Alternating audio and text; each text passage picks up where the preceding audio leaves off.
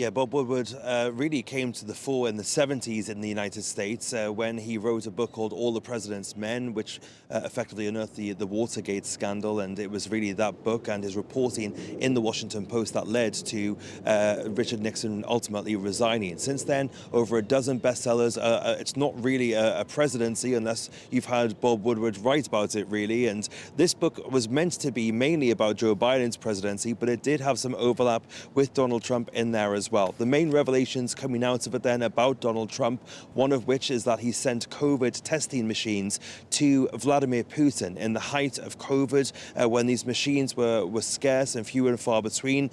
He did send one of those machines, at least one of them, to Vladimir Putin. And there's also a verbatim exchange between the two, which we can throw up for you now. The conversation between the two of them goes, Vladimir Putin saying, "Please don't tell anybody you sent these to me," to which Trump replies, "I don't care, fine." And Putin says, no, I don't want you to tell anybody because people will get mad at you, not me. They don't care about me. Well, the relationship between the two men then continued, according to the book, after Donald Trump left office. At least 7 phone calls, as many as 7 phone calls between the pair since Donald Trump left office. We don't know what the context of those phone calls was or the content, but Bob Woodward, hearing from some Trump aides, one of whom said that they were ushered out of Donald Trump's study so that he could have this phone call with Vladimir Putin. Well, the Trump campaign is pushing back upon all of the stories that appear inside this book. Jason Miller, a top aide to Donald Trump and senior advisor, said that he would push back on these stories, and Stephen Chung, the communications director for the Trump campaign, went even further. In a statement, he said that the stories in this book were the work of a truly demented and deranged man who suffers from a debilitating case of Trump derangement syndrome. So some choice words there from Stephen Chung. Fraser, you mentioned it briefly there earlier. The book also includes some insights about Joe Biden.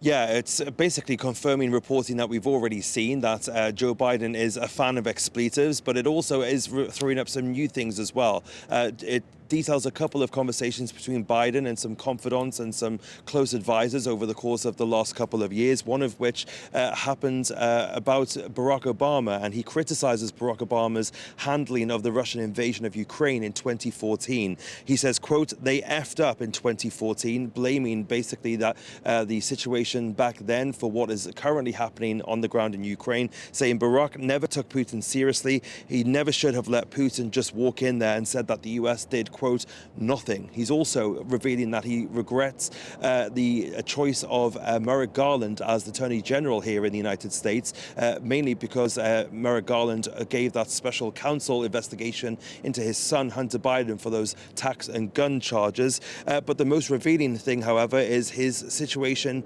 and his relationship with Benjamin Netanyahu of Israel.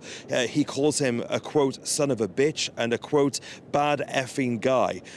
He also says, allegedly, that he felt that Netanyahu had been lying to him regularly. And the book then continues that with Netanyahu, quote, continuing to say he was going to kill every last member of Hamas. Biden had told him that was impossible, threatening both privately and publicly to withhold offensive U.S. weapons shipments to the country. So many more revelations from this book, and you can get your hands on it in just a couple of days' time if you want to see more. Fraser, thank you so much for all of that. That's our Washington correspondent, Fraser Jackson.